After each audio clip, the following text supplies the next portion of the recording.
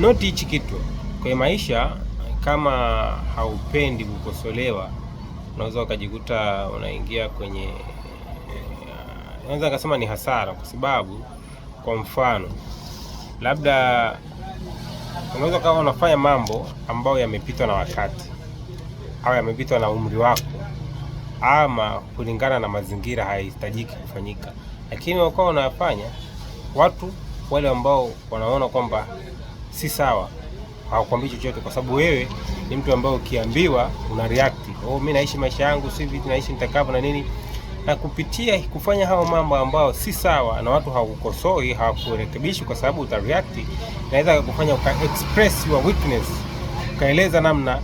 ulivyo. Sasa ile inaweza kukupelekea kukosa dili nyingi sana. Kuna watu labda wangekuamini, ungefanya nao kazi, wangekupa labda michongo tofauti tofauti kwa namna ulivyofanya na namna ulivyojiexpress, ikawa ndo hawataki yani kutengeneza connection na wewe. Kwa hiyo penda kukosolewa, penda kurekebishwa, na mtu akikwambia umezingua, muulize kwamba nifanyaje, unaniambia nimezingua, nimefanya nini na nini, anakuelekeza, unaelekezeka.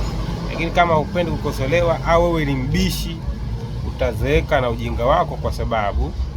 kama wewe ni mbishi, ina maana wale watu wenye cha kukuambia hawatakuambia, kwa sababu wakitaanza kukuambia utaleta ubishani, na wao hawataki ubishani.